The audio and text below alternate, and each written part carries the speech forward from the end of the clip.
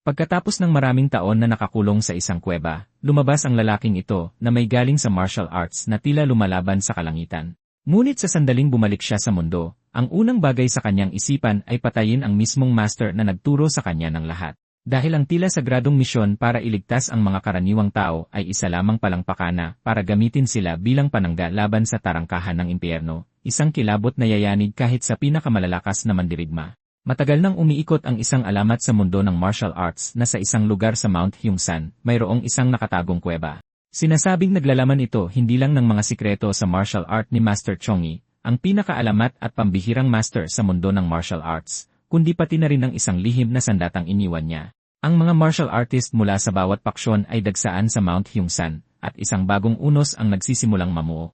Ngayon, sa nakakabinging dagundong ng isang hiwa ng espada, isang matayog na tuktok ang nahati sa dalawa sa isang iglap. Sa paghupa ng alikabok, isang pasukan ng kuweba ang lumitaw sa paanan ng bundok, at mula sa loob, isang nag-iisang figura ang dahan-dahang lumabas. Hawak ang kanyang espada, hindi napigilan ng lalaki na mapabulalas. Sa wakas, nakalabas na ako. Asul pala talaga ang langit. Ngunit gaano man niya subukang alalahanin, hindi niya matandaan kung paano siya nakapasok sa kuweba. Dahil kaya sa gulat ng paglabas kaya nawala ang kanyang alaala. Kahit na, kailangan niyang alalahanin, ang puot na nag-aalab sa loob niya ay hindi nag-iwan sa kanya ng pagpipilian. Ang pinakauna niyang alaala ay nagbalik sa kanya noong siya'y 10 taong gulang. Ako si Master Chongyi. Hindi niyo pa ito abot kamay sa ngayon, 10 taon mula ngayon. Kayo ang magiging tagapagligtas ng mundong ito. Tinipon ni Master Chongyi ang 100 bata, at ang lalaki ay isa sa kanila noon.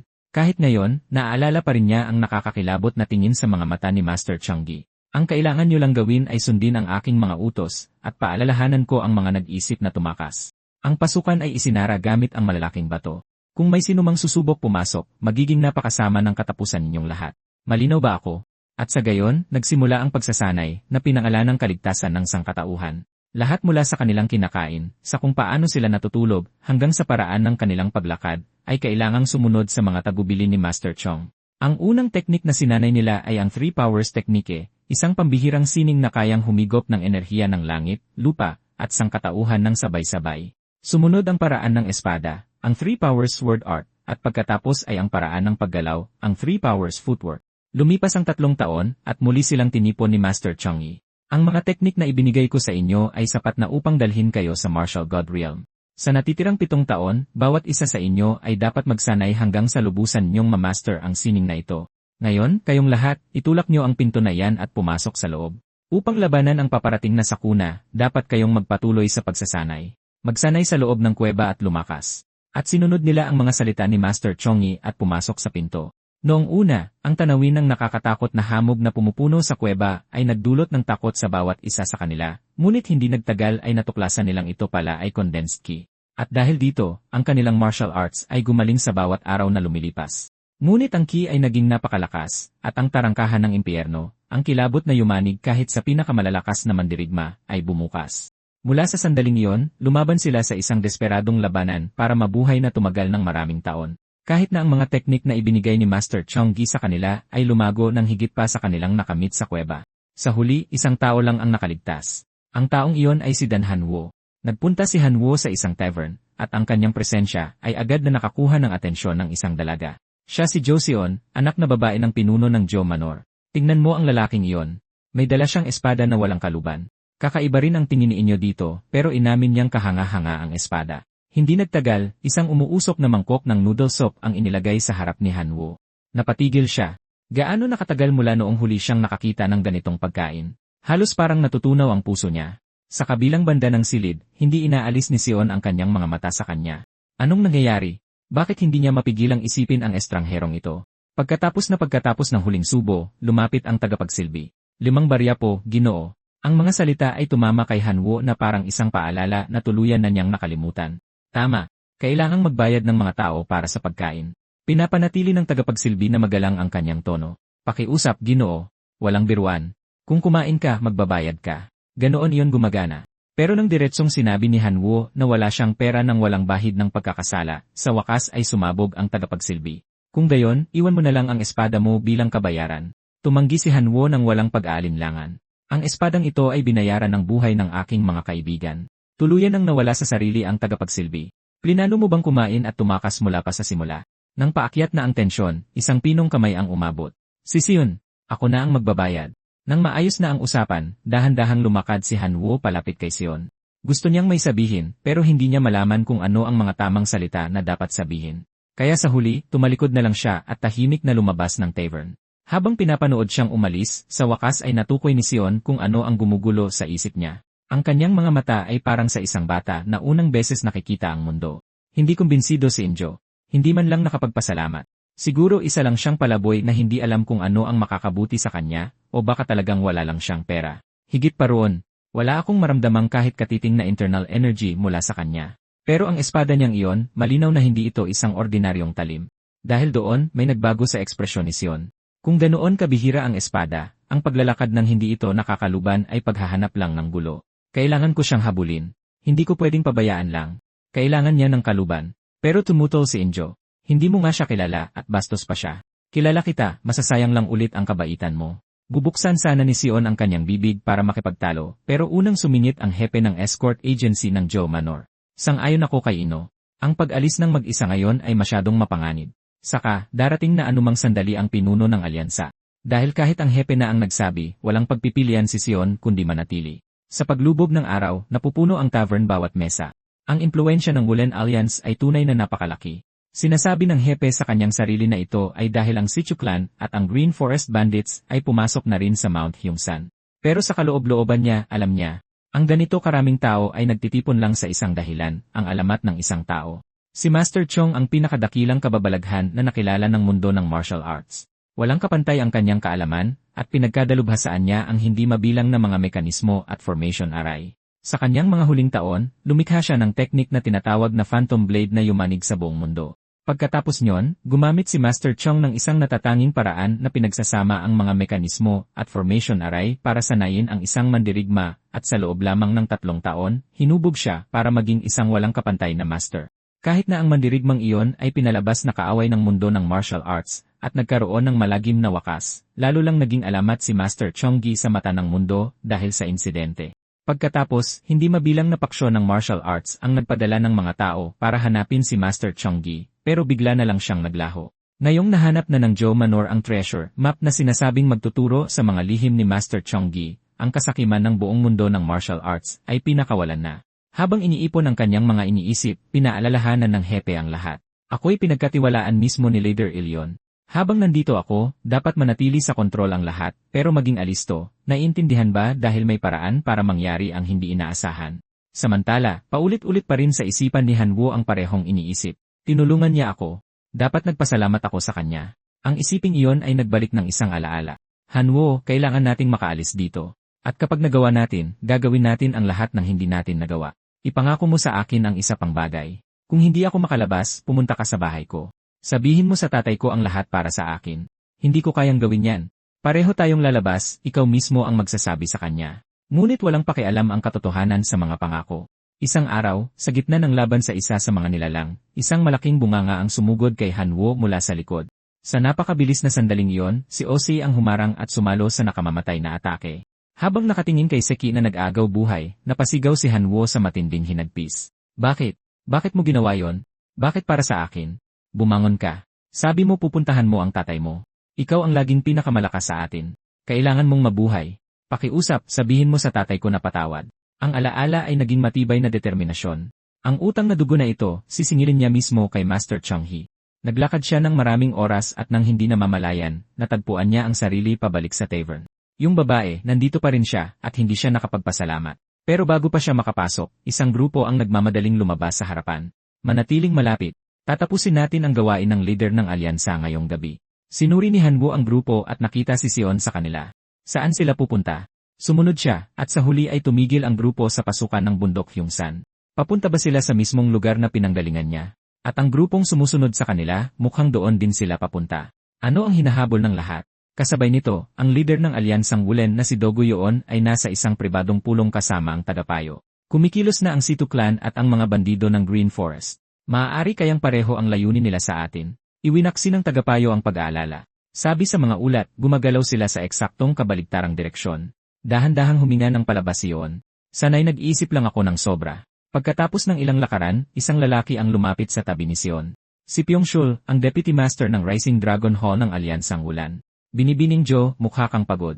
Dapat ko bang ipaalam sa leader ng alyansa, at imungkahi na huminto muna tayo rito para magpahinga? Bago pa makasagot si Sion, humakbang si Inho. Hindi na kailangan yan, Deputy Master. Kaya namin ito ng maayos. Sa gitna ng pangungusap, isang grupo ng mga tao ang lumitaw mula sa makapal na kabubatan. Sa wakas, nahanap din kita. Agad na inutusan niyoon ang lahat na pumwesto sa battle formation. Si Bloodhand, ang master ng Mount Little Evil, ay tiyak na hindi basta-basta. Nagbigay ng senyales ang tagapayo na mag-ingat. Mukhang sumali na sa kanila ang Situ Clan. Nagbanggaan ang dalawang panig sa isang iglap. Matapos patayin ang mga hamak, itinuon ni Bloodhand ang kanyang talimkayon. Hindi umatras iyon habang tinitingnan ang paligid ng labanan. Lintik, lugi tayo sa bilang. Kung magpapatuloy ito, humalakhak ng malakas si Bloodhand. Ang lihim na sandata ni Master Chonggi. Para na rin itong sa atin. Natigilan si Hanwoo sa pangalan ni Master Chonggi. Sa isang kilos, iwinasiwas niya ang kanyang espada, nagpalipad ng mga bato sa hangin, at pagkatapos ay hinati ang mga ito sa isang hampas. Sa sumunod na segundo, isang bagyo ng mga pira-pirasong bato ang nagpabagsak sa lahat ng miyembro ng Green Forest Bandits ng sabay-sabay. Sabihin mo sa akin, nasaan si Master Chonggi? Lahat ay natigilan sa katahimikan. Kahit si Yon ay hindi makapaniwala sa kanyang nasaksihan. Saan nang galing ang taong ito? Hindi ko man lang naramdaman ang presensya niya. Ang hepe ang unang bumasag sa katahimikan. Salamat, binatang mandirigma, sa iyong tulong. Ngunit si Master Chonggi, 10 taon na siyang pumanaw. Parang may nabutas sa kalooban ni Hanwoo. Hindi pa man niya napapagbayad ito sa ginawa sa mga kaibigan niya, patay na pala siya. Ang isiping iyon ay may pinakawalang kung ano sa loob niya. Biglang kumalat ang Void Ki ng walang babala. Sa isang iglap, bumalot ito sa hangin sa kanilang paligid. Bawat mandirigma na makalanghap nito ay agad na dinapuan ng matinding panghihina. Nang makitang nanghihina ang mga mandirigma, may naisip si Yon. Ito ba ang Void Ki? Kung magpapatuloy ito, ang buong alyansa ay maaaring magdusa sa key deviation. Kailangan ko siyang pabagsakin ngayon. Ngunit sa kanyang pagkilos, humakbang si Sion. O okay ka lang ba? Ang gilid ng kanyang mukha ay nagpabalik sa kanyang katinuan. Sinundan ko siya rito. Ang babaeng nagpakita sa akin ng kabutihan. Iyon lang. Kabutihan. Hindi ba yun mismo ang dahilan? Nakalabas siya ng buhay. Patay na si Master Chonggi. Wala na ang paghihiganting ipinamuhay niya. Kaya ano na ang dapat niyang gawin ngayon? Hanapin sila. Habang binabawi ni Hanwoo ang Void Ki, agad na nawala ang matinding kahinaan sa mga mandirigma. Naiwan si Yoon na may isang katanungan. Ang Void Chai ay isang bagay na kahit ang pinakamagagaling na master ay nahihirapang matutunan. Sino ba talaga ang lalaking ito? Muling nagsalita si Sion. May hinahanap ka ba? Hindi na naghintay ng sagot. Humarap siya sa hepe sa tabi niya na may pakiusap. Iniligtas niya tayo. Maaari ba natin siyang pasamahin hanggang sa mahanap niya ang kanyang hinahanap? Mukhang nababagabag ang hepe. Ang itaboy ang taong nagligtas sa atin, hindi ko basta-basta magagawa iyon. Pero halos lamunin na ng kanyang Void Ki ang alyansa. Papayag ba talaga ang pinuno ng alyansa dito? Samantala, kinakalkula na niyon ang sitwasyon. Isang taong kayang pabagsakin ang isang buong gang sa isang galaw ay talagang mapanganib. Pero pagkatapos ng mga nawala sa kanila, mas ligtas na panatilihin siyang malapit kaysa hayaan siyang umalis. At pumayag agad si Yon. Hindi na nag-aksaya ng panahon ang hepe na ialok ito. Gusto mo bang tumulong sa aming escort agency, binata? Nang makitang malalim ang iniisip ni Hanwoo, sumingit si Inhyo. Ang Henan Escort Agency ay hindi basta-basta kumukuha ng kahit sino. Hindi mo naman sineseryosong tumanggi, di ba? Mukhang totoong naguguluhan si Hanwoo. Gusto ko sanang sumagot pero hindi ko talaga alam kung ano ang escort agency. Napatingin silang tatlo. Pumasok si Sion. Hayaan mong ipaliwanag ko. Ang isang escort agency ay naghahatid ng mga kargamento para sa mga kliyente at pinoprotektahan sila habang nasa daan. Sa likuran nila, umiling ang isang lalaking maikli ang buhok. Ano to? Saan ba nanggaling ang probinsyanong ito? Pero si Chol ay nakatutok ang mga mata sa espada, ang talim na nagniningning mula rito. Hindi ito ordinaryong sandata. Pero paano napunta ang ganyang talim sa isang tulad niya? Sumang-ayon ang lalaking maikli ang buhok. Huwag na nating isipin ang kaluban, mas karapat-dapat ang espadang iyan sa mas mabuting may-ari. Nagpasya si Chol noon din. Masyadong maraming nakatingin ngayon. Kapag pumasok na ang pinuno ng alyansa at ang mga hallmaster sa Mount Hyungsan, doon ako kikilos. Nagpatuloy pa sila ng kaunti at sa wakas, narating ng grupo ang Mount Hyungsan. Ngunit pagkatapos ng masusing paghahanap, walang makahanap sa pasukan ng kuweba mula sa mga alamat. Agad na iminungkahi ng tagapayo na sirain ang gilid ng bundok, ngunit nag-alinlangan si Yoon. Paano kung masira niyon ang mga scroll ni Master Chong? Pinapanood ni Hanwoo ang lahat ng ito. Gumuho na ang daanang nilabasan niya. Kailangan niyang hanapin ang orihinal na pasukan ni Master Chonggi. Pagkatapos ay isang mahina, ngunit malinaw na bakas ng key ang nakakuha ng kanyang pansin. Iyon ang key ni Master Chonggi. Diyan mismo. Tumalon siya ng walang pag-aalinlangan at lumapag sa isang matarik na bangin.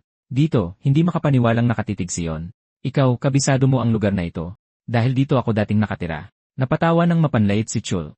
Kaya pala namumuhay siyang parang hayop sa mga gubat na ito. Kaya pala wala siyang kaluban. Mabilis na nagbigay ng utos si Yon.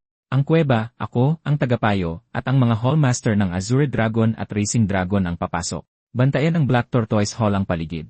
Ipinatong niya ang kamay sa balikat ni Hanwoo. Mula rito, kami na ang bahala. Huwag kang makialam. Pinag-isipan ito ni Hanwoo at wala siyang nakitang dahilan para tumutol. Patay na si Master Cheongki. Ano man ang gawin ng mga taong ito rito, hindi na niya ito problema. Pagkatapos ay tumakbong papalapit si Sion, puno ng kuryosidad ang mga mata. Dito ka ba talaga nakatira? Bahagyang tumango si Hanwoo at halos may sasabihin. Ngunit sa sumunod na segundo, humarang sa kanila si Chul at ang lalaking maikli ang buhok. Nang makita ang pagkalito ni Sion, ipinaliwanag ng lalaking maikli ang buhok. Sino ang makapagsasabing hindi espiya ng Green Forest Bandits ang lalaking ito? Anong ibig mong sabihin? Nakita mo mismo na iniligtas niya tayo mula sa Green Forest Bandits. Baka gawa-gawa lang ang lahat, isang kasunduan sa pagitan niya at ng mga bandido. Kaya kung talagang inosente ka, ibigay mo ang espadang iyan para maitago ng maayos. Habang sinasabi niya ito, ang kanyang mga mata ay naglalakbay ng may pagnanasa sa talim. Sa malapitan, mas malinaw pa ito. Sa unang tingin, mukha itong luma at gasgas na espada, ngunit ang talas na nanggagaling dito ay bihirang makita. Gumalaw ang kamay ni Hanwoo patungo sa kanyang espada, dahan-dahang hinuhugot ito. Ang espadang ito ay ipinagkatiwala sa akin ng isang kaibigang namatay. Hindi ko ito ibibigay kahit kanino, hanggat hindi ako mismo ang namamatay. Nang makitang hindi gagana ang salita, inayos ng dalawang lalaki ang kanilang tindig, ngunit nabasa na sila ni Hanwoo. Isang atake mula sa likod, isang susugod mula sa harap, susubukan nilang ipitin siya. Tila ilang segundo na lang ay magkakaroon na ng sabupaan. Nang marinig ang boses niyon mula sa pasukan ng kuweba, hindi ba't inatasan ko kayo na magbantay sa paligid? Ano ito? Agad na isinukbit ni Chul at ng isa pang lalaki ang kanilang mga espada. Pinuno ng alyansa, nahanap niyo na ba ang lihim na sandata? Hindi sumagot si Yon at sa halip ay inutusan ang lahat na umatras. Swerte ninyo, magkikita pa tayo. Sa sandaling umalis si Chul at ang kasama niya, nagmamadaling lumapit si Sion. Ayos ka lang ba? Nang malaman niyang ayos lang siya, nakahinga siya ng maluwag. Buti na lang, nag-alala talaga ako sa'yo. Kung isipin, hindi pa natin alam ang pangalan ng isa't isa. Ako si Jo Sion. Ikaw, Dan Hanwoo. Magandang pangalan yan. Halika na. Dapat na tayong bumalik kasama ang mga alyansa ng ulan. Natapos na ang paghahanap sa lihim na sandata ni Master Cheonggi. Nagsimulang kumalat ang mga chismis sa mga kalsada. Ang sabi-sabi, nahanap daw ng alyansa ng ulan ang lihim na sandata ni Master Cheonggi. Mukhang malapit na nilang pamunuan ang mundo ng martial arts. Habang lumalaki ang mga chismis, hindi mapakali si Yon. Kahit sabihin kong walang lihim na sandata, walang maniniwala sa akin. Wala ring magawa ang ibang mga elder. Sabi-sabi, kumalat na raw ito lampas pa sa Wuhan. Sakop na nito ang buong Hubei. Pero ang hindi nila alam ay naglalaman lamang ang kuweba sa Mount Hyungsan ng isang kahon na gawa sa kahoy at isang sulat, na parehong mukhang iniwan ni Master Cheonggi. Pero ano ba talaga ang ibig sabihin ng sulat? Ang Blood Demon, isang nilalang na may nakakatakot na kapangyarihan, ay naghahangad na isadlak ang buong mundo ng martial arts sa kabuluhan. Para maiwasan ito, pinalaki ko ang 100 na walang kapantay na mandirigma. Nakikiusap ako sa inyo, gamitin niyo sila at pigilan ang Blood Demon. Para pamunuan ang 100 mandirigmang ito, kakailanganin niyo ang Yin Yang Gu na nasa loob ng kahong ito. Blood Demon, hindi ko hahayaang magtagumpay ka. Binuksan niyoon ang kahon at nakita lamang ang isang bolang naglalaman ng parang guo, hindi ang Yin Yang Gu na hindi pa nila narinig kailanman. Ang 100 mandirigma na binabanggit sa sulat ay hindi matagpuan. Gaano ba karami dito ang maaari nilang pagkatiwalaan? Pero may ibang inaalala ang tagapayo. Natatakot akong may nakatagong kamay sa likod ng lahat ng ito. Tumango si Yon bilang pagsangayon. Sa Mount Hyungsan, halata na hindi ang lihim na sandata ang habol ng mga Green Forest Bandit. Kami ang habol nila, ang alyansa ng Wulen. Nang makarating kami sa bundok, walang kahit isang nakaligtas, at karamihan sa kanilang mga katawan ay nawala na. At itong mga chismis na lumalaki na parang snowball sa mga kalsada, may isang taong sinasadyang ibaling ang atensyon ng buong mundo ng martial arts sa atin. Nayanig ang mga elder, sino ang nasa likod ng lahat ng ito? Ibinahagi ng tagapayo ang kanyang hinala. Ang unang dapat questionin ay ang pinuno ng Joe Manor, ang nagdala ng mapa ng kayamanan. Kahit hindi ganoong klaseng tao si Elyon, sino ang makapagsasabing walang espiyang nagtatago sa loob ng Joe Manor? Mainat itong tinimbang niyon. Mukhang kailangan nating magpadala ng tamang tao sa Joe Manor. Kahit hindi ang Joe Manor ang nasa likod nito, maaari pa rin silang maging kasangkapan sa kamay ng kung sinuman. Samantala, sa wakas ay nakabalik na si Sion at ang kanyang grupo sa Joe Manor. Napansin ni Sion ang basag at gasgas na kaluban sa tagiliran ni Hanwoo at nabalot ng pagkakasala ang kanyang mukha. Mukhang kahit ang pinakamahusay na kaluban ay hindi kayang itago ang talim ng espadang iyan. Pagkasabi niya pa lang nito ay agad na nabasag ang kaluban. Agad na humingi ng tawad si Sion. Patawad. Hindi ko na sana inako ang pagkuha sa iyo ng kaluban. Ang salitang patawad ay nagpabalik kay Hanwoo sa sandaling namamatay si Seki sa kanyang harapan. Sinabi rin ni Seki ang mga salitang iyon. Siya na ang namamatay. Ano ang dapat niyang ikahingi ng tawad? Kaya huwag mo nang sasabihin yan ulit. Ayaw ko nang marinig ang mga salitang iyan mula kaninuman. Bago pa maintindihan ni Sion ang kanyang sagot, umalinggaw ang boses ng hepe. Hanwoo, halika rito dali. Habang pinapanood siyang papalayo, naiwan si Sion na nag-iisip, may nagawa ba akong mali? Hindi nagtagal, dinala ng hepe si Hanwoo sa ahensya ng eskortang Henan. Pinagmasdan ni Hanwoo ang paligid habang naglalakad. Kaya itong mga tagabuhat, sila pala ang nagbubuhat ng lahat ng kargamento. Sakto namang sumigaw ang hepe, Jongchil, dinala ko sa iyo ang bagong tagabuhat. Ikaw na ang bahalang magturo sa kanya ng mga dapat gawin. Walang pag-aalinlangang pumayag si Chil at bumulong ang hepe sa sarili habang paalis. Medyo magaspang ang ugali ni Chil pero dapat walang mangyaring masama. Pagkaalis niya, isang nakakaalam na ngiti ang gumuhit sa mukha ni Chil. Hindi mahalaga kung sino ang nagpasok sayo. Bawat bagong salta dito ay dumadaan sa initiation. Walang exempted. Pero ang mga unang salita pa lang ni Hanwoo ay nagpagalit na kay Chil. Mukha kang matipuno pero maikli ang braso at binti mo. Nakakatawa naman ang hugis ng katawan mo. Sumabog si Chil.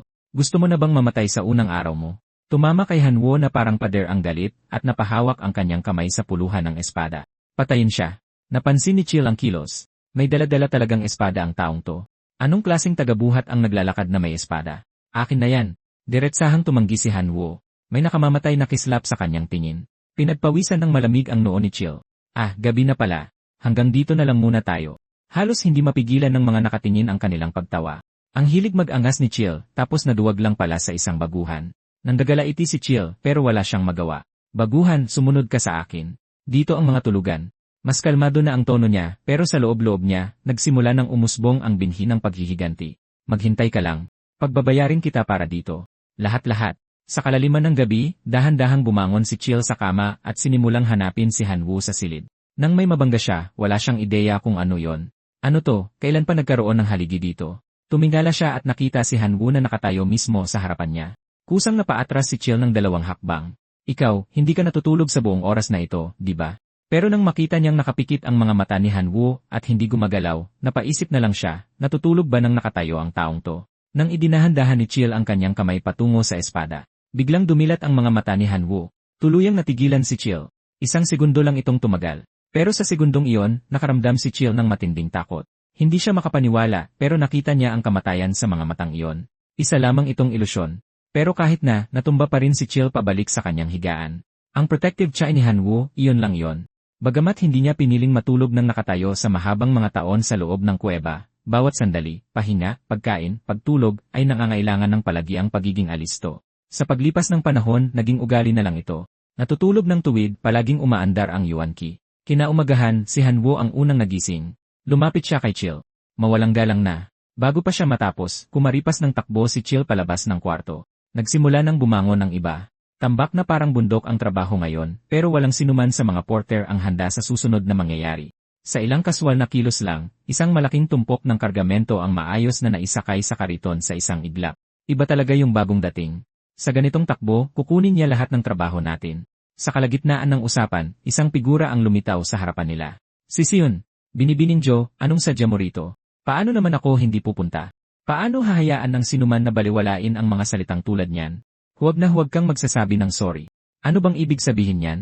Alam niyang kakaiba na hindi makatulog dahil sa isang pangungusap at ngayon ay talagang pumunta pa rito. Pero habang abala siya sa pag-iisip, biglang lumitaw si Hanwoo. Dahil lubos na nagulat, nataranta si Sion at bago niya mapigilan ang sarili, tinawag si Hanwoo. Nang matauhan, mabilis niyang iniba ang usapan. Kumusta? Walang nagpapahirap sa'yo. Hindi ba? At ano ang gusto mo o ano ang ayaw mo? Nang masabi ang mga salita, napangiwi siya sa kanyang isip. Anong problema sa akin ngayon? Sumagot si Hanwoo. Gusto ko ng kapayapaan, at ayaw kong nasisira ang kapayapaang iyon. At ang marinig ang isang kaibigan na nagsasabi ng sorry sa akin, nagliwanag ang kalooban ni Sion. Tinawag niya akong kaibigan. Nangangako akong hindi ko nasasabihin ang salitang iyon. Ngunit salungat sa hiling ni Hanwoo para sa kapayapaan, ang mundo ng martial arts ay nasa bingit na ng isang madilim at marahas na pangyayari. Isang yabag ng mga kabayo ang biglang kumuha ng kanilang atensyon. Napakagandang pagkakataon, binibining Joe. Lalo ka pang gumanda mula noong huli tayong magkita. Si Chul, ang Deputy Master ng Rising Dragon Hall. Siguradong abala ka sa mga gawain ng alyansa. Anong sadya mo rito? Narito ako sa utos ng alyansa. Nagpasya ang alyansa na ibigay ang buong suporta nito sa Henan Escort Agency.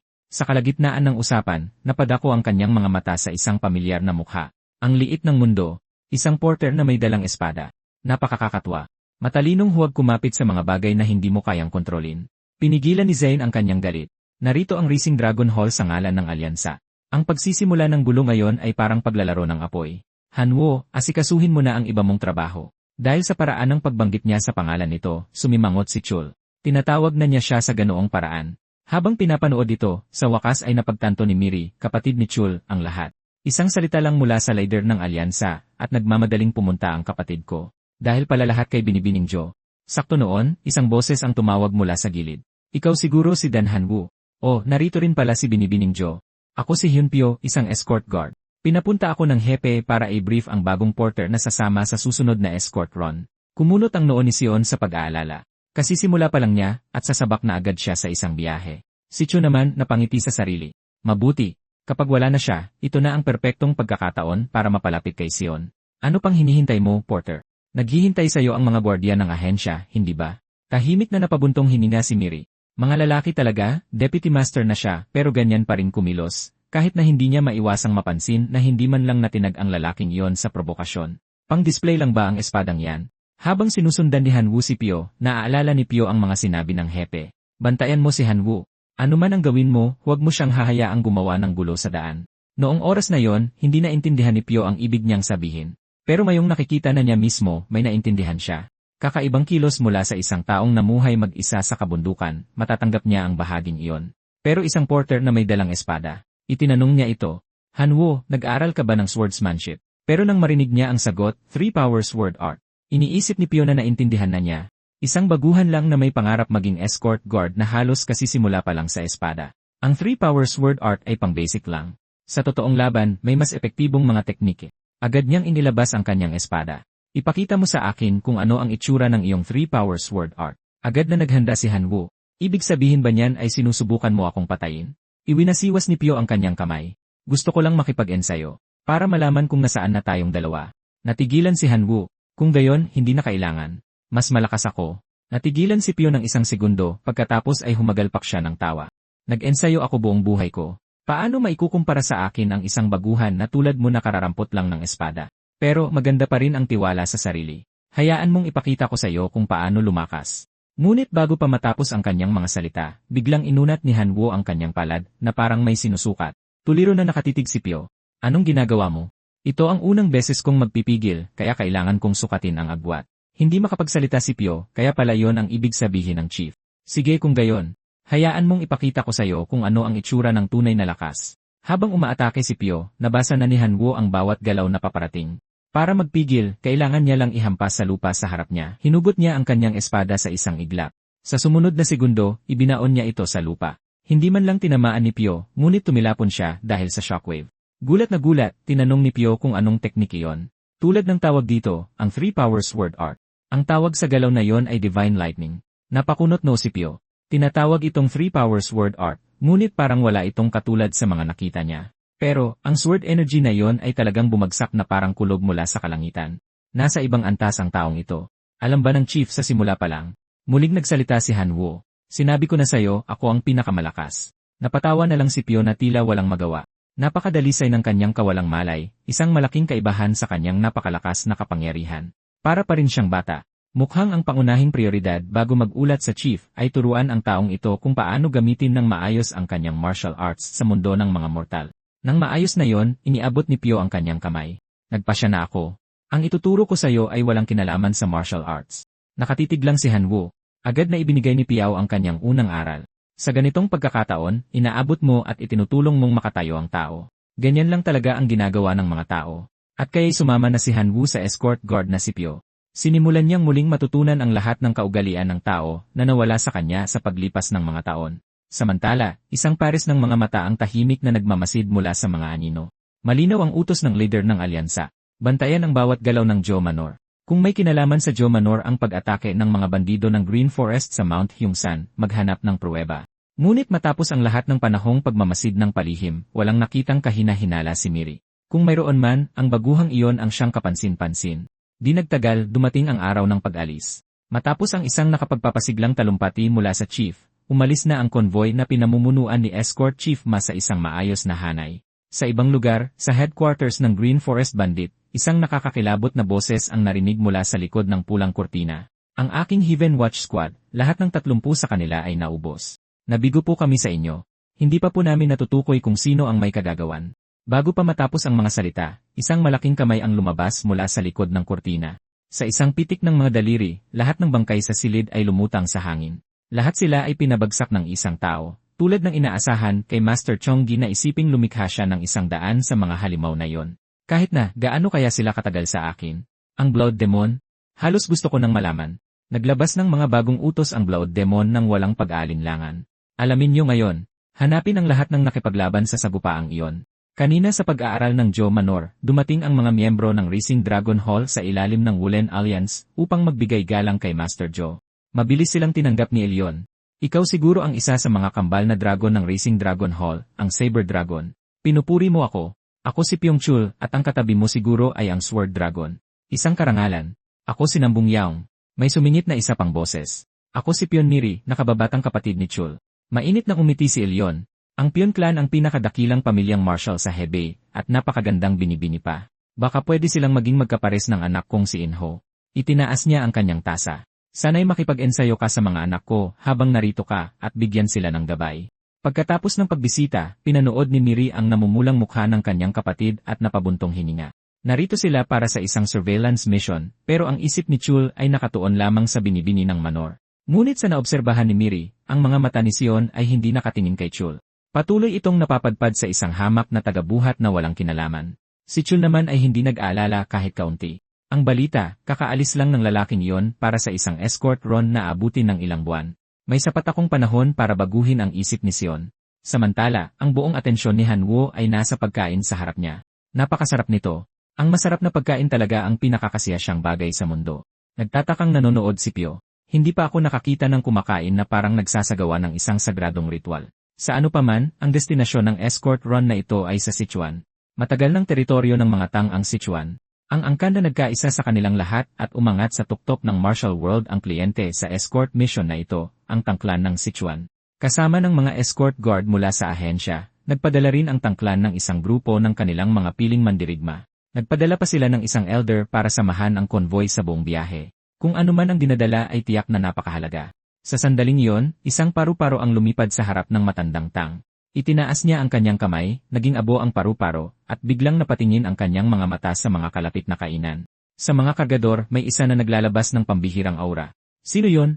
Nang malapit na niyang matukoy si Hanwo, dumating ang pinuno ng escort na si Man na nakakabayo. Posible kayang galing kay Chief Ma ang presensyang iyon. Makinig kayo, mga gwardiya at kargador. Tayo ang mukha ng Henan Escort Agency. 4 na buwang paglalakbay ito papuntang Sichuan. Gagawin natin itong 1 buwan at kalahati. Pagkasabi niyon, ibinigay niya ang utos na umalis na. Binalaan ni Pio si Hanwo, anuman ang gawin mo, huwag kang magpahuli. Brutal ang pagtakbo kasama si Chief Ma. Hindi lang dahil walang humpay siya at hindi nagpapabaya, kundi dahil inaasahan na makasabay sa mga kabayo ang bawat isa sa konvoy, mga gwardiya man o kargador.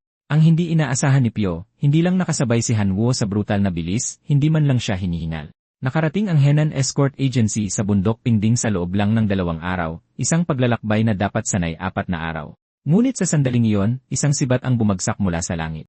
Sa sumunod na segundo, isang grupo ng mga mapanganib na bandido ang lumabas mula sa mga halaman. Napasok niyo ang aming teritoryo, iwanan ang mga kargamento, at umalis kayo, at hahayaan namin kayong mabuhay. Sinabihan ni Pio si Hanwo na manatiling kalmado. Laging nangyayari ito. Bayaran ng toll, atras sila. Ngunit nang iabot ang 2 mabibigat na tali ng mga tansong barya, hinampas ito ng leader ng mga bandido sa ere. Itago niyo na ang barya niyo. Gusto ko ang kargamento. Sumugod siya nang nakataas ang kanyang espada. Nagkasagupaan ang 2 panig sa isang iglap. Si Tang Hagwan, ang nakatatanda sa angkan ng Tang, ay pinapanood ang laban at nakaramdam na may mali. Hindi sila ordinaryong mga bandido. Sino ang nasa likod nito? Ngumisi ang pinuno. Kami ay mga tunay na rehistradong bayani ng luntiang kabubatan. Ipinagmamalaki namin yan. Isipin mong mapalad kang mamatay sa aming mga kamay, matanda. Isang malamig na tawa ang pinakawalan ni Hagwan. Sa sumunod na segundo, isang punyal ang lumipad mula sa kanyang mga daliri. Bumaon ng malalim ang punyal sa puno, isang malaking butas ang tumagos sa dibdib ng pinuno ng mga bandido. Naglakas loob kayong kunin ang kargamento ng tangklan. Akala niyo ba talaga may pagkakataon kayo? Marami pang punyal ang lumipad patungo sa mga natitirang bandido. Sa isang iglap, bumagsak silang lahat. Ngunit, isa pang grupo ang lumabas mula sa mga puno. Gaya ng inaasahan, hindi sapat ang mga bandido lang. Kung personal na dumating ang pinuno ng tangklan, hindi rin kami pwedeng magpigil. Nang makitang sumusugod sila ng may lakas, inutusan ni Hagwan ang lahat na maghanda para sa laban. Kahit na bumagsak ang bawat miyembro ng Henan Escort Agency, dapat makarating ang kargamentong ito sa base ng tangklan sa Sichuan. Kayo ang mga piling-pili na personal kong pinili. Bantayan ang kargamentong iyan gamit ang inyong mga buhay. Dahil doon, nilamon ng kaguluhan ang magkabilang panig. Pero sa pagkakataong ito, iba na. Agad na natalo ang mga gwardiya sa unahan. Kahit ang kanilang pinakamalakas na mandirigma ay nakatanggap ng matinding tama. Nang susugurin na siya ng kalaban para tapusin, isang guhit ng liwanag mula sa espada ang dumaan sa hangin na may kasamang kulog at agad na naglaho ang kalaban. Nakuha ng pagsabog ang atensyon ng lahat ng kalaban. Anong pagsabog yon? Tumama ba ang kidlat mula sa langit? Si Pio, na alam kung ano ang nangyari, ay lumingon kay Hanwo. Sige na, tulungan mo ang iba. Bakit? Iniligtas lang kita dahil ikaw yan. Anong ibig mong sabihing bakit? Hindi ba't lahat sila ay kakampi natin? Pakiusap. Mahinang napabuntong hininga si Hanwo. Hindi ko talaga maintindihan ang ibig mong sabihin. Pero dahil nakiusap ka, gagawin ko ito ngayon lang. Nasa kasagsagan na ang labanan. Ang mga yan, mga walang kwentang patagong sandata mo, ay walang silbi laban sa amin, Hagwan.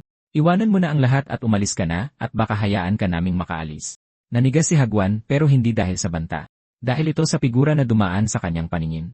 Pagkatigil ni Hanwo, lahat ng kalaban sa paligid ay naglahong parang usok. Pagkatapos nito, nakarating ang balita sa isang babae. Hindi ba't kayo ang nagsabing kayang-kaya ng Hall of Souls ang isang maliit na escort agency at isang matanda? Ang nagsasalita ay si Ahi, ang pinuno ng Hall of Souls. Nagmamadaling humingi ng tawad ang tagapayo. Nagkamali ang aming impormasyon. Mayroong isang bihasang nakatago sa kanila. Personal kong aalamin kung pinutol siya nito. Ako na ang bahala rito. Gusto kong makita kung sino talaga ang bihasang ito. Ang eksena ay mapupunta sa family estate.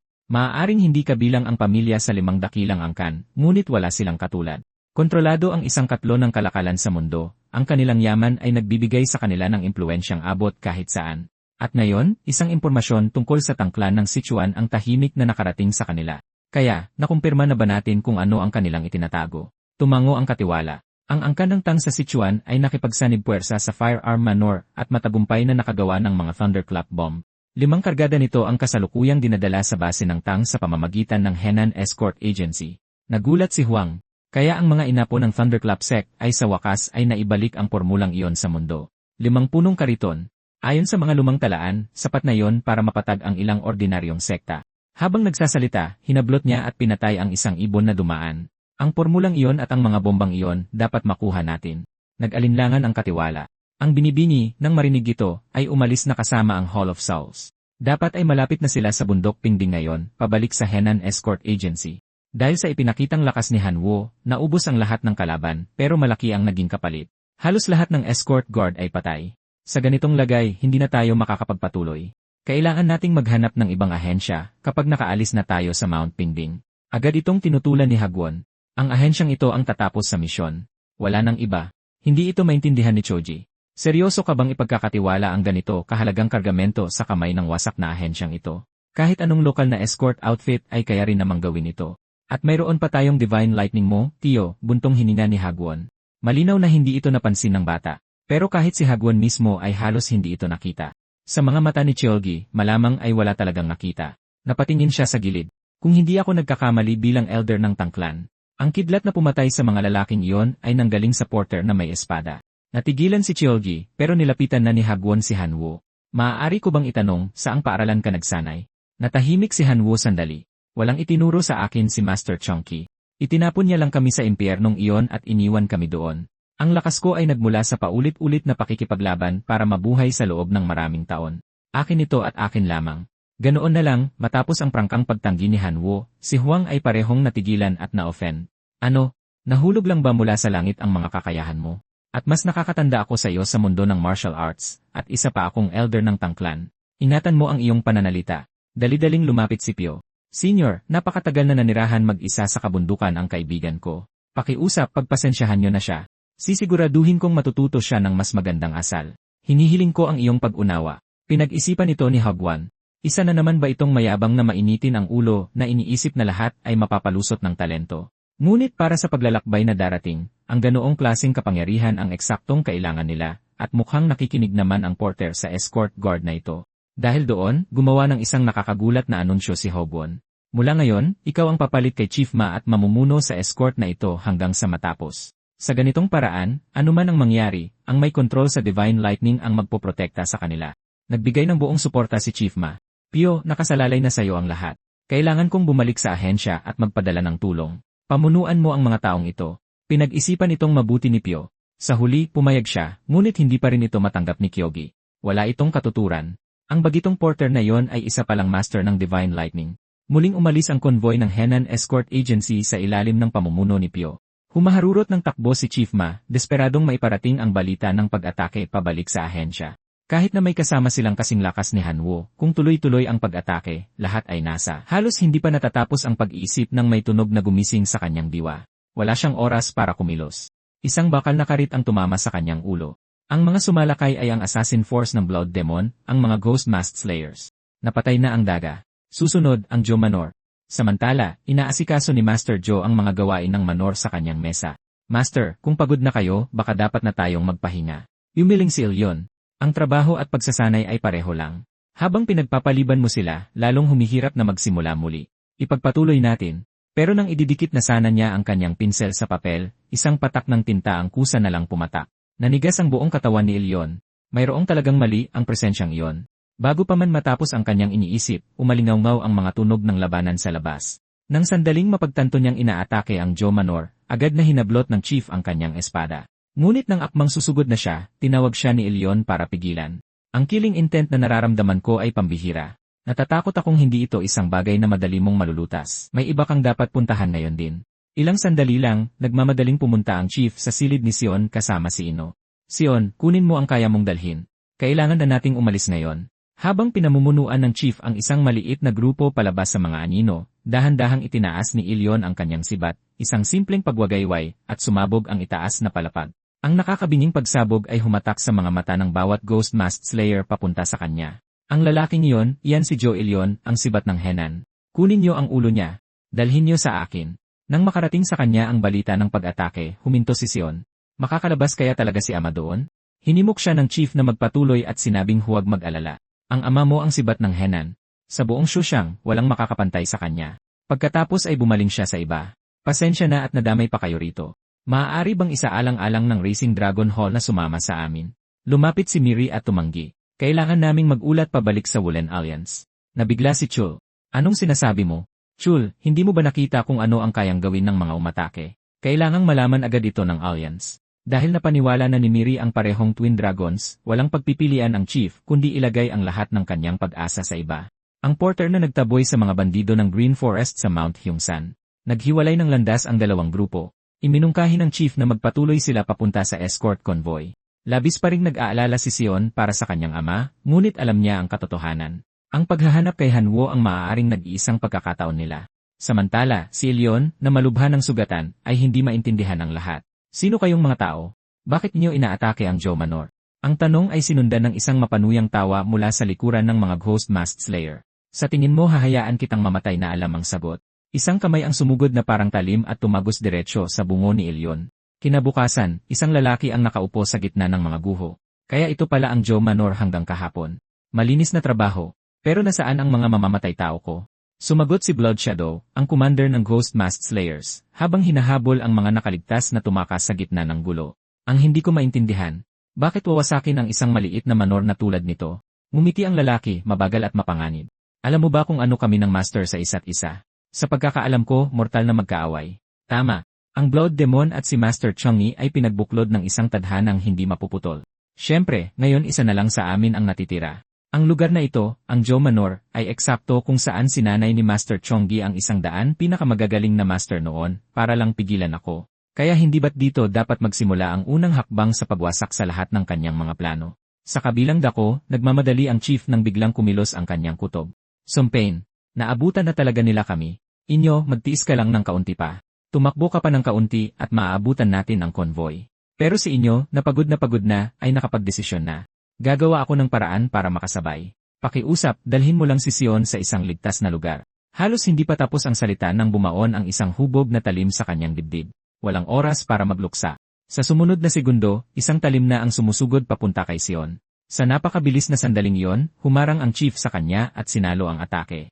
Ngayon, naiintindihan na ni Sion ang lahat. Hindi tumitigil ang mga luha. Hinabol nila kami hanggang dito. Ibig sabihin ba nito ay wala na rin ang kanyang ama?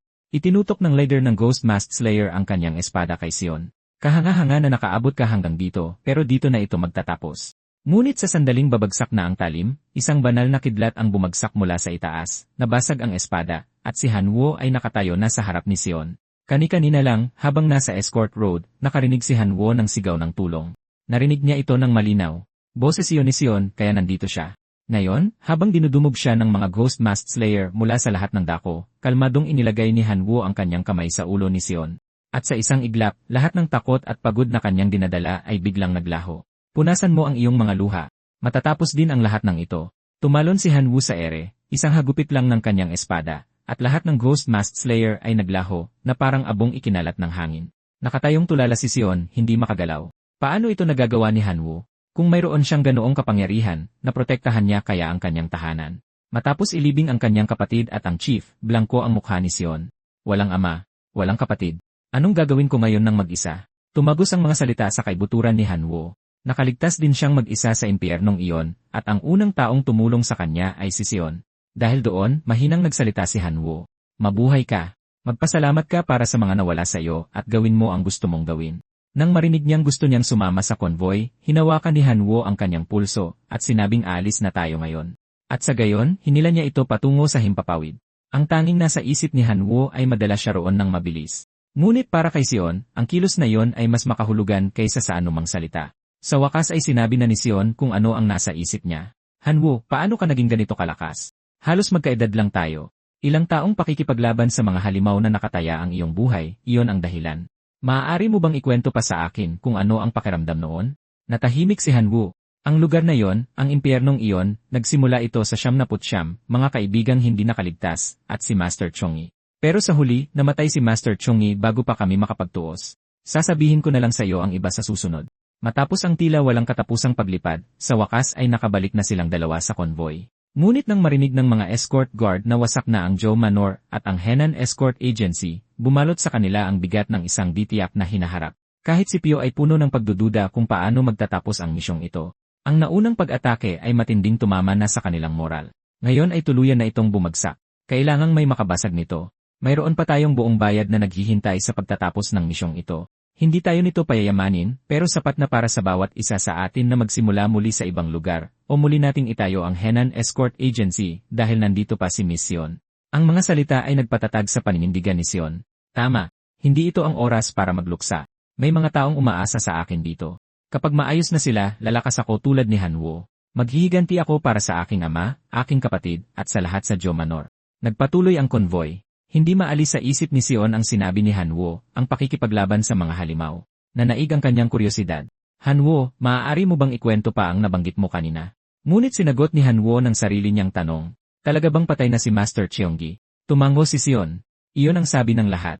Ang balita ay pumanaw na siya 10 taon na ang nakalipas. Nagsalita si Pio. Hindi ako kailanman naniwala dyan. Masyadong maraming bagay ang hindi tugma. Lahat ng chismis ay may pinagmulan pero ito ay wala. Pero lahat ay naniniwala na parang sila mismo ang nakasaksi. Para bang may tumayo sa harap ng buong martial world at ipinahayag ito para lang masigurong walang magdududa. Napakunot no si Sion. Kung gayon, sino ang nagkalat nito at bakit?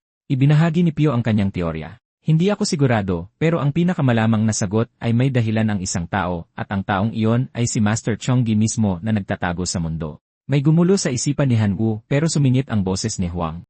Huminto ang lahat. May kung ano sa unahan. May ilang lalaking tumatakbo papalapit na may pakiusap. Naipit ang gulong ng aming karwahe at lumubog sa daan. Maglalakad na sana kami para magpatuloy.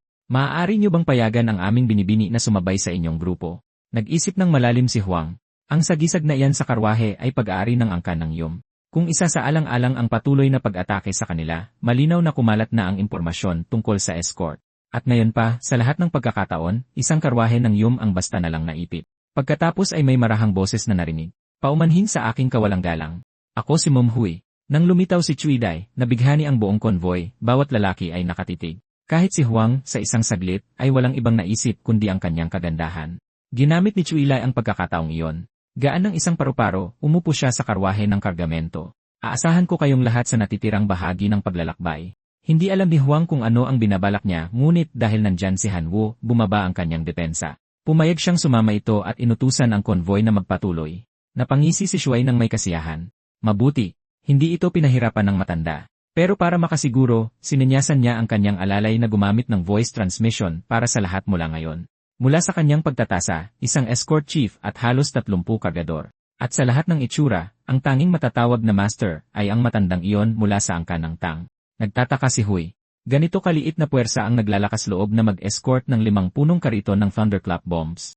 Parehong ang Thunderclap bomb at ang Eye-Shattering Thunder ay nilikha ng sekta ng Thunderclap. Ang Thunderclap bomb pa lang ay isang pampasabog na kayang patagin ang ilang ordinaryong sekta. Sa dalawang uri ng mga bombang apoy na ito, lumalaki araw-araw. Ngunit ang masaklap na kabalintunaan ay ang pagbagsak ng sekta ng Thunderclap ay nagmula mismo sa mga bombang apoy na ito.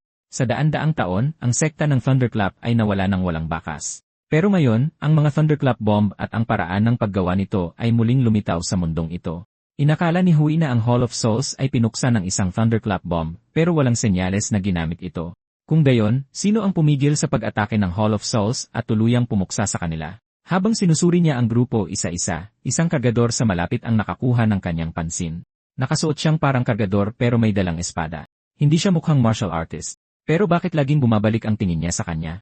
Tapos napagtanto niya. Simula nang dumating siya, hindi man lang siya tiningnan nito ni minsan. Paano hindi matitinag ang sinuman sa kanyang kagandahan? Nagpasya siyang subukan ito at bumati. Nang lumingon si Han Wu, ramdam ang epekto. Ang mga matang iyon ay mayroong bagay na hindi pa niya nakikita sa tingin ng isang lalaki. Puro, ganap na kawalang interes.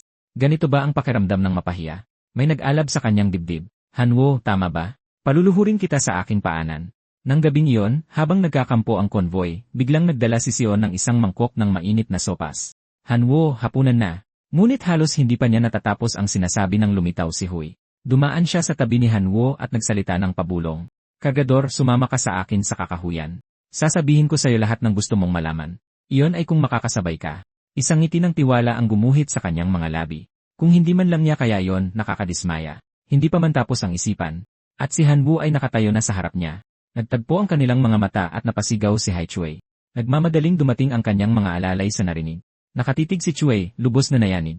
Kahit sa pamilya, ang aking lightness skill ay isa sa pinakamahusay, pero isang hamak na kargador, paano? Ano ka? Hindi sumagot si Han Wu. Mayroon siyang sariling tanong. Sabihin mo sa akin kung nasaan si Master Chongqi. Dali, lalamig na ang sopas. Nang si Ye, inamin niyang hindi niya alam, tumalikod si Han Wu para umalis. Ilan sa kanyang mga tauhan ang sumugod ng may galit. Pero bago pa man mahugot ng nangungunang lalaki ang kanyang espada, bigla na lang naglaho ang anyo ni Han Wu. Si Hui ay natigilan. Papaano niya ginawa yon? Pabalik sa kampo, isang kakaibang bugso ng hangin ang dumaan. Idinilat ni Sion ang kanyang mga mata, at nawala ang mangkok ng sopas sa kanyang mga kamay. Mabuti, mainit pa ang sopas. Tumingala si Sion na may pagkalito. Kailan ka bumalik at nasaan ang binibining kasama mong umalis? Sino ang nakakaalam? Babalik siya kung kailan niya gusto. Pero kailangan kong sabihin, ang ganda talaga ng binibini. Nanatiling tahimik si Han Wu. Isang bahagyang pamumula ang biglang kumalat sa mga pisngi ni Sion. Han Wu, may isa pa akong tanong. Sa tingin mo ba maganda ako? Sinulyapan siya ni Han Wu. Hindi kasing ganda ng babae kanina, pero ayaw ko sa magagandang babae dahil may paraan ang ganda para humugot ng talim. Samantala, may biglang na-realize kami ni Umu. Ang sumira sa aming Hall of Souls ay siguradong siya. Kahit na, kailangan natin siyang mas bantayang maigi. Ang tanging alam lang natin ay isang pangalan, Dan Han Wu. Nang hindi na mamalayan ng lahat, papalapit na ang Henan escort convoy sa destinasyon nito, ang Sichuan. Hindi maalis sa isip ni Sion ang sinabi niya kagabi. Ano ang ibig niyang sabihin nang sabihin niyang may paraan ang ganda para humugot ng talim? Anong klaseng buhay ang pinagdaanan niya? Pagkatapos ay ibinalik siya ni Pio sa realidad. Binibini, kailangan nating manatiling alerto mula ngayon. Habang papalapit tayo, lalong may kakaibang pakiramdam. Hindi lang si Pio ang nakakaramdam nito. Mas matindi ang pakiramdam ni Huguan sa panganib. Isang araw na lang at makakarating na tayo sa himpilan ng tangklan. Ang natitirang banta na lang ay ang Black Malice Gang. Ang Black Malice Gang, isang paksyon na umusbong ng may nakakatakot na bilis sa loob ng dekada, ngayon ang tanging kapangyarihan sa Sichuan na tunay na makakapagbanta sa tangklan. Pagkatapos ng walang babala, isang kaguluhan ang sumiklab sa malapit. Dahil dito'y agad na kinabahan si Hoguan. Posible kayang may nag-leak ng impormasyon mula sa loob ng tangklan. Mas malinaw itong nararamdaman ni Hanwoo. Mga 100 sa unahan, si Eom-hui ay pinagpawisan ng malamig. Alam niya kung gaano sila karami base lang sa kanilang presensya. Nakakabaliw yon. At tama nga, sa sumunod na sandali, 12 ng mga anyo ang biglang sumulpot mula sa makapal na kabubatan. Agad na nag-utos si Huang. Lahat humanda sa pakikipaglaban. Hanwoo, manatili ka sa likod at bantayan ang kargamento. Itong mga salot ng Black Malice Gang, madali lang naming matatalo ang mga yan. At sa gayon, nagbanggaan ang dalawang panig. Ngunit kahit na kinakabahan si Pyo, nananatiling kalmado si Hanwoo.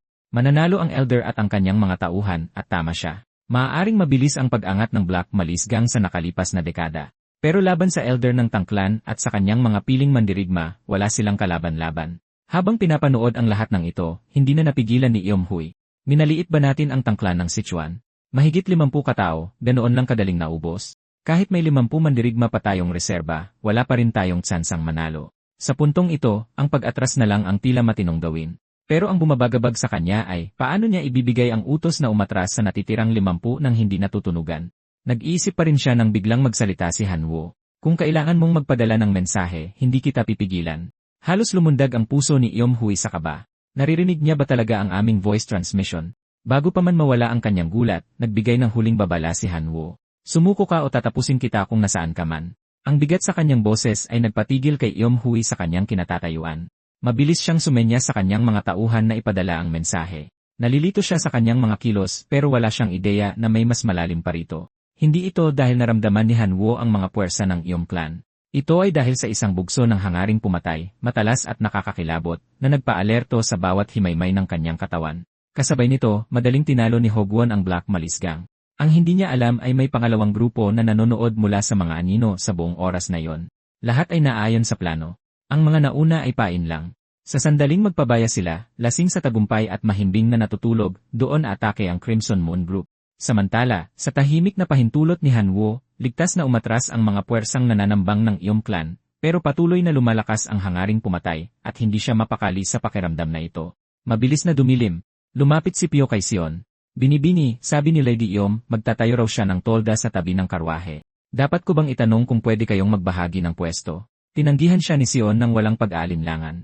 Hindi pwedeng ako lang ang matutulog ng komportable. Sa totoo lang, hindi ko pinapansin masyado ang Henan Escort Agency noon. Akala ko simpleng trabaho lang, paglilipat ng kargamento mula sa isang lugar patungo sa iba. Pero ipinakita sa akin ng biyaheng ito kung bakit nananatiling payapa ang isang escort agency. Ito ay dahil sa bawat escort guard at porter dito, bawat isa'y isinasakripisyo ang kanilang buhay. Kaya bilang miyembro ng ahensyang ito, dito ako magkakampo kasama ng iba at nakapagdesisyon na ako. Ayoko nang maging binibini lang ng Joe Manor. Gusto kong maging pinuno ng Henan Escort Agency. Habang nagsasalita siya, tahimik na lumitaw ang anyo ni Hanwoo sa kanilang likuran. Hanwoo, may gusto ka bang sabihin? Natigilan si Hanwoo. Ang isang pinuno ay nagsisimula sa pinakamababa bilang isang porter. Isang nakakailang nakatahimikan ang bumalot. Kung ganon, turuan mo ako kung paano maging isang magaling na porter. Di nagtagal, ang buong kampo ay nahimbing na sa pagtulog. Sa kadiliman, isang pares ng mata na puno ng hangaring pumatay ang biglang dumilat. Crimson Moon Group, lahat ng unit, humanda. Ang Crimson Moon Group ay ang piling grupo ng mga assassin na binuo ng Black Malice Gang gamit ang lahat ng kanilang yaman. Ang kanilang mga espesyalidad ay pananambang, pagpatay, at mga teknik sa pagtatago. Ang nagpapabagsik sa kanilang pagtatago ay hindi lang ang kanilang kakayahang maglaho sa mga anino, kundi ang katotohanang kumikilos sila bilang iisa. Gaano man karami ang kalaban sa kanilang harapan, pinapatay nila ang mga ito sa isang iglap. Habang papalapit ng papalapit ang kanilang presensya, natukoy ni Hanwoo ang eksaktong posisyon ng bawat miyembro ng Crimson Moon Group. Nagbigay ng senyales ang leader ng grupo para umatake, at isang malaking kamay ang humawak sa kanyang lalamunan. Ang assassin na nauna ng sumugod ay walang kamalay-malay sa lahat ng ito. Ang una niyang target ay ang pinakamalaking banta, si Tang Hobwon. Pinaghirapan niyong dalhin ang mga Thunderclap bomb dito, pero sa huli, pag-aari na ito ng Black Malice Gang. Ngunit nang babagsak na sana ang kanyang espada, isang espada ang humarang dito. Tiningnan ng lalaki kung sino ang pumigil sa kanya at nagpadala ng voice transmission. Anong nangyayari? Bakit nakatayo pa rin ang isang hamak na porter? Pero walang sagot na dumating mula sa kanyang mga kasama. Sa halip, boses ni Hanwoo ang sumagot. Crimson Moon Group, yan ba ang tawag niyo sa sarili niyo? Hindi na mahalaga. Tapos na ang Crimson Moon Group. Sumama ka na sa mga kasamahan mo. Isang talim ang kumislap na nag-aalab sa lakas ng kulog. Habang bumabalot ang dilim, hindi maintindihan ng lalaking nakaitim ang nangyayari. Lahat ng sakripisyong iyon, lahat ng pagpaplanong iyon, at ang dakilang plano ng Black Malice Gang ay nagtatapos ng ganito. Ang kaguluhan ay gumising sa bawat miyembro ng convoy. Anong nangyari? Bakit may mga bangkay ng asasin sa lahat ng dako? Napunta ang lahat ng tingin kay Hanwo. Kaya siya pala. Akala ko mabait siya.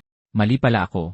At sa tulong ni Hanwo, nalampasan ng convoy ang krisis at naglakbay sa natitirang daan ng walang insidente, na ligtas na nakarating sa kanilang destinasyon. Hanwo, magiging abala ka pagdating natin sa Sichuan. Napansin ni Payo ang nagtatakang itsura ni Hanwo at mabilis na ipinaliwanag, mayroong isang Zero Manor na hindi kalayuan sa ari-arian ng Tangklan. Hindi ba't sabi mo ang apelyido ng kaibigan mo ay O? Kung ganoon siya kahalaga sa'yo, hindi mo ba gustong makilala ang pamilya niya? Tumama kay Hanwo ang mga salitang iyon na parang kidlat. Ang mga huling salita ni Seki bago siya mamatay. Agad kaming tutungo sa Zero Manor. Pagdating ng ahensya ng escort ng Henan sa ari-arian ng Tangklan, gulat ngunit hindi nasaktan, pinanood ni Sion si Hogwon na ibigay ang natitirang bayad tulad ng ipinangako. May kung anong kumilos sa kaibuturan ng kanyang dibdib. Nawala na sa kanya ang lahat. Jo Manor ang kanyang pamilya, lahat ng iyon. Ngayon ay nakatayo dito bilang pinuno ng ahensya ng escort ng Henan. Ang unang bayad na ito ay mas mahalaga sa kanya kaysa sa anumang salita. Tila nabasa ni Pyo ang kanyang isip. Huwag kang masyadong mag-alala, Chief. Gaganda rin ang mga bagay-bagay mula ngayon. Pinigilan ni Sian ang kanyang mga luha bago pa man ito tumulo. Salamat, Pyo. Aayusin ko ang sarili ko para sa pamilyang natitira sa akin. Samantala, sumunod naman si Shui at ang kanyang grupo sa ari-arian ng Tangklan. Sayang at hindi natin nakuha ang mga Thunderclap bomb, pero Miss, hindi ba't dapat bumalik na tayo sa iyong clan ngayon? Pero matagal nang isinantabi ni Iyum Ishwa iyon sa kanyang isipan. Tiyak na malalaman ng pangunahing clan na muling lumitaw sa mundo ang mga Thunderclap bomb. Kailanman ay hindi nabigo ang Iyum clan na makuha ang gusto nito. At sa ngayon, ang pinakagusto ko, lumingon siya sa kanyang likuran, ay ang lalaking iyon. Wala siyang ideya na pagdating sa Tangklan, hindi lang siya ang nag-iisang interesado kay Hanwo. Lahat ng may utang ng buhay sa kanya nang higit sa isang beses ay pinapanood ang napakalakas na binatang mandirigma, bawat isa ay may sari-sariling damdamin. Pero si Hanwo mismo ay isa lang ang nasa isip, ang tuparin ang huling hiling ni Seki. Nang mapagpasyahan ang kaisipang iyon, tumalon siya, tahimik na lumapag sa bubungan. Huminga siya ng malalim at dahan-dahan, ang daloy ng enerhiya sa hangin. Pakiramdam ko nga ay kay Seki ito. Pagsapit ng gabi, matapos magalang natanggihan ang alok ng Tangklan sa anumang dahilan, ang grupo ng escort ng Henan ay nakahanap ng isang bahay panuluyan upang magpahinga at magpagaling. Saan kayong dalawa pupunta? Sumagot si Payo, sasabihin namin sa inyo pagbalik namin. Hindi pa sigurado. Dumaan si Hanwo at walang imik na ipinatong ang kanyang kamay sa ulo ni Sion. Naiwan si Sion na lubos na naguguluhan. Ito ba ang paraan niya ng pagsasabing magaling ang ginawa ko? Isang biglaang alon ng init ang bumalot sa kanya sa pag-iisip nito. Napakasarap sa pakiramdam. At sa tahimik na paalam na yon, umalis silang dalawa patungo sa O Manor. Hindi nagtagal ay may naramdaman si nakakaiba. Nang mapagtanto niyang si O Meichue at ang grupo nito ang sumusunod sa kanila, labis siyang nainis. Malinaw na wala siyang balak bumalik at hindi niya man lang alam kung saan kami pupunta. Sumusunod lang siya. Iyon lang ang kailangang marinig ni Hanwo. Tahimik siyang kumilos. Dahil sa pag-aalala sa stamina ni Pyo, pinigilan ni Hanwo ang kanyang bilis. Ngunit para matakasan ang grupo ni Hyun Mai, direkta niyang ipinasa ang kanyang chai kay Pyo. Kumukurap si Pyo, naguguluhan. Bakit biglang gumaan ang pakiramdam ng mga paa ko? Kung ganoon, magmadali na tayo papuntang Zero Manor. Napatitig si Hyun Mai sa pagtataka habang biglang humarurot ang dalawa sa hindi kapanipaniwalang bilis. Anong nangyayari? Maaari kayang itinatago rin ng escort na yon ang kanyang tunay na lakas. Hindi nagtagal, sa wakas ay narating din ng dalawa ang Zero Manor. Bago pa man makahakbang si Pyo para kumatok, padapadapang dumating sa likod nila si Ushwai at ang kanyang grupo, hinihingal. Kumatok si Pyo sa tarangkahan at sumimangot. Isang clan na ganito kalaki at walang ni isang bantay sa pinto, siguradong may nangyari. Pagkatapos ng maikling paghihintay, dahan-dahang bumukas ang tarangkahan. Sa sumunod na sandali, isang lalaking matipuno ang katawan ang lumabas upang harapin sila. Isang tingin pa lang sa mukha ng lalaki, agad itong nakita ni Hanwo. Kapansin-pansin ang pagkakahawig kay Seki. Naunang nagsalita ang lalaki. Hindi ko alam kung sino kayo, pero hindi kami tumatanggap ng mga bisita sa ngayon. Dumiretso si Pyo sa punto. Hindi kami narito bilang mga bisita. May kilala ba kayong naggangalang Oseki? Sa pagbanggit ng pangalan, nanlamig ang mga mata ng lalaki. Isang nakakabinging alon ng kapangyarihan ang sumabog mula sa kanya. Sino kayong mga taong pumunta rito para magtanong tungkol kay Seki? Walang masabi si Pyo. Pangalan lang naman ang sinabi ko. Ngunit habang lalong tumitindi ang presyon, halos hindi na makahinga si Pyo. Pumasok si Hanwo. Itinulak niya pabalik gamit ang mas malakas na bugso ng chai para protektahan si Pyo. Ang hindi niya alam ay lalo lang nitong pinagalab ang galit ng lalaki. Agad na binunot ng lalaki ang kanyang espada. Naghahanap ka ba ng away? Mabilis na sumingit si Pyo. Siguradong may hindi pagkakaunawaan. Kaibigan ko ito at kaibigan din ni Seki. Ang pangalan niya ay Dan Hanwo. Nabuhay siya sa kalaliman ng mga bundok sa buong buhay niya at hindi niya lubos na nauunawaan ang mga pamamaraan ng mundo. Nang marinig ito, agad na nabawasan ng malaki ang galit ng lalaki. Ako si Onakung. Pamangkin ko si Seki. Nawala siya 10 taon na ang nakalipas.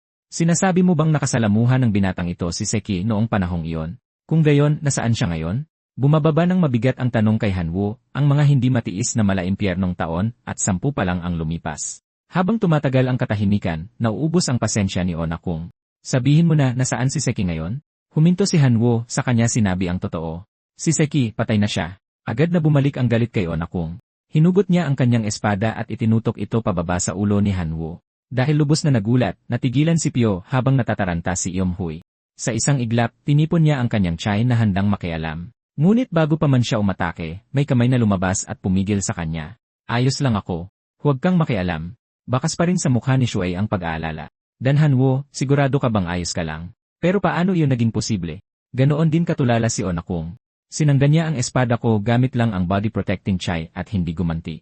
Talaga bang kaibigan ni Seki ang binatang ito? Sa sandaling iyon, isang matinis na boses ang umalingaw mula sa likuran.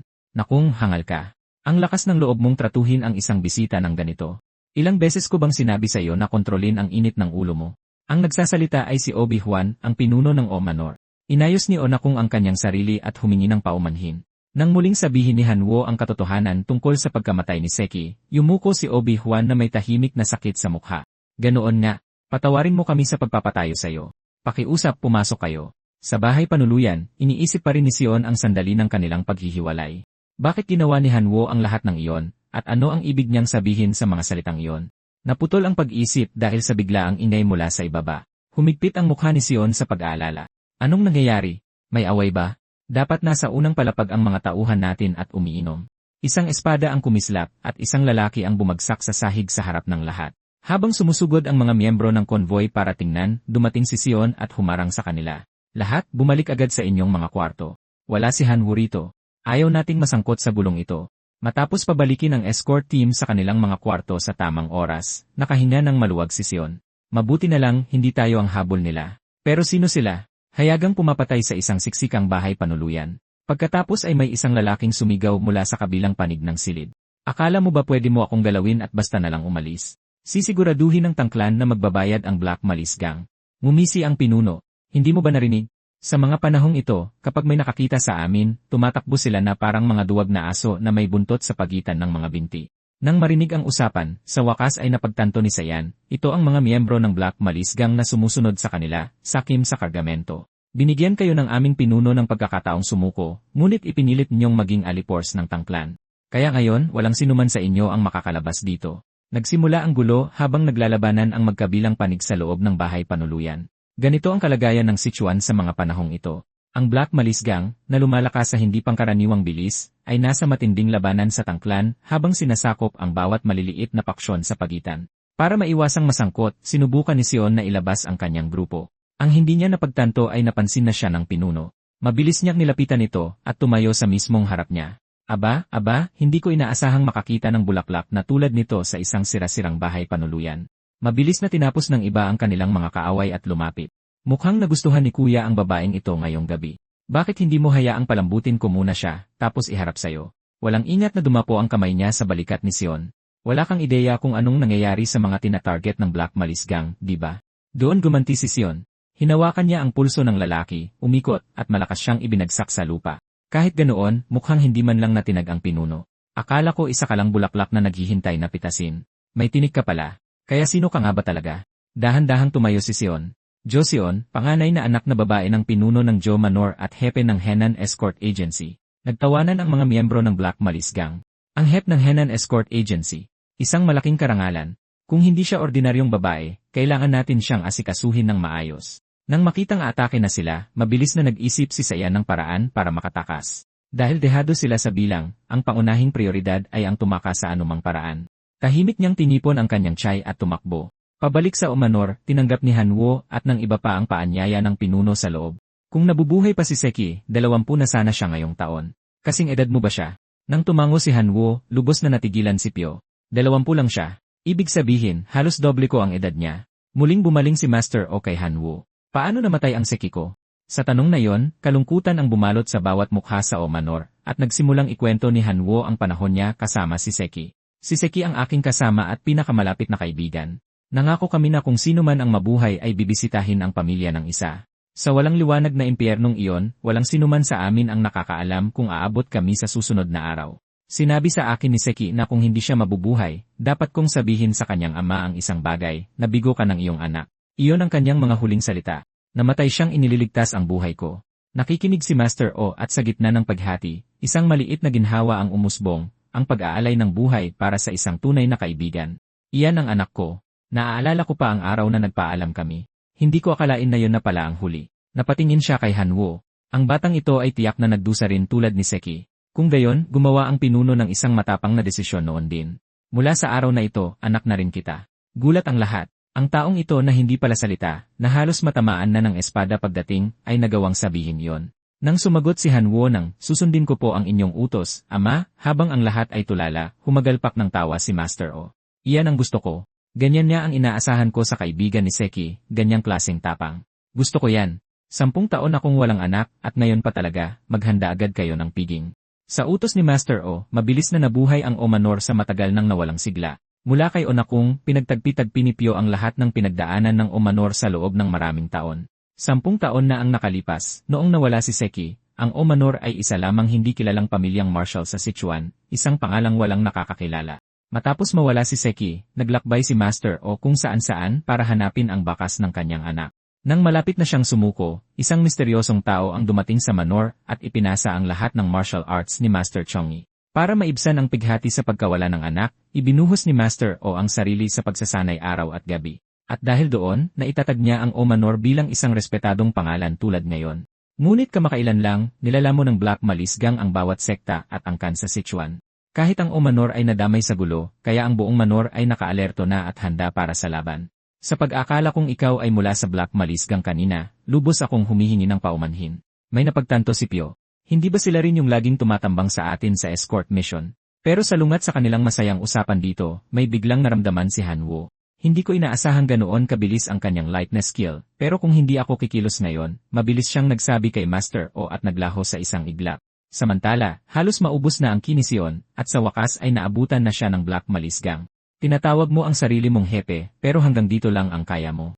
Sumuko ka na at sumama ng tahimik. Pero bago pa man tumama ang atake ng lalaki, isang di nakikitang puwersa ng ki ang biglang nagpatalsik sa kanyang atake.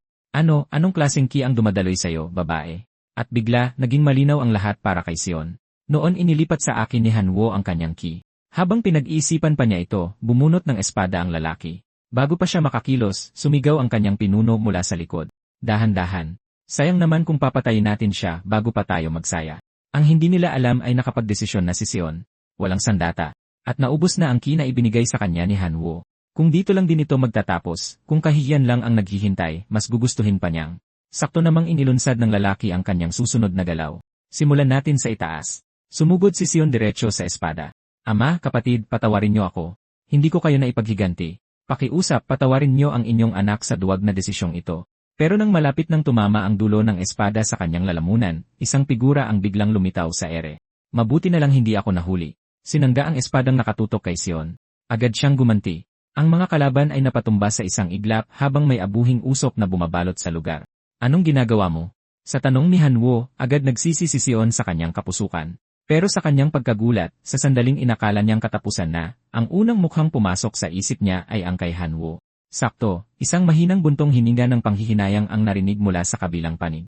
Sayang naman. Sa wakas, nawala rin ang kakaibang tiyay na nagpoprotekta sa babae. Naubusan din siya ng lakas. Akala ko malapit na tayo. Tapos may isa pang tanga na biglang sumulpot at naghahanap ng kamatayan. Matapos marinig ang buong kwento mula kay Sion, tahimik na bumuntong hininga si Hanwoo. Huwag mo nang hahayaang maulit ito. Bago pa man makasagot si Sion, naubos na ang pasensya ng mga miyembro ng Black Malisgang. Hoy, bata! Hindi ka ba natatakot sa Black Malisgang? Sa sandaling iyon, nakita ni Sion sa mukha ni Hanwoo ang isang bagay na hindi pa niya nakikita dati, galit. Mabilis na kumilos si Hanwoo na parang kulog diretsyo sa mga tao. Bago pa man makakilos ang mga miyembro ng Black Malisgang, ilan sa kanila ang patay na kung saan sila nakatayo. Nang makita ito, tumakbo ang pinuno ng grupo, nalalaki ang mga mata sa hindi paniniwala habang tumatakas. Paano ito naging posible? Ang lupa. Nabuhay ito, bumulwak at umatake na parang isang dragong umaahon mula sa lupa. Ganoon din ang pagkabigla ni Sion. Iyan, sagot ni Hanwoo, Earth Dragon, ikalawang anyo ng Three Power Sword Art. Samantala, ang Omanor ay matagal nang nabubuhay sa tensyon, dahil sa hidwaan sa Black Malisgang at matagal nang hindi nakakakita ng ganito kasiglang pagtitipon.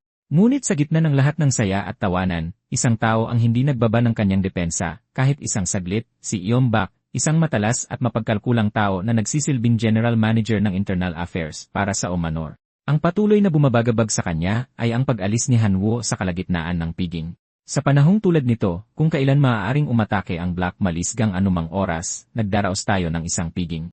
At ngayon, nawala ang lalaking ito sa kalagitnaan. Hindi kaya siya nakikita na ni Master o kung saan ito patungo. Walang pinagkaiba si Hanwoo sa sarili kong anak mayon. Sobra kang mag-alala. Kahit na, bakas pa rin sa mukha ni Iombak ang pag-aalala. Gagawin ng Black Malisgang ang lahat para makuha ang gusto nila. Paano kung sadya silang nagpadala ng espiya para samantalahin ang kabutihan ng Master?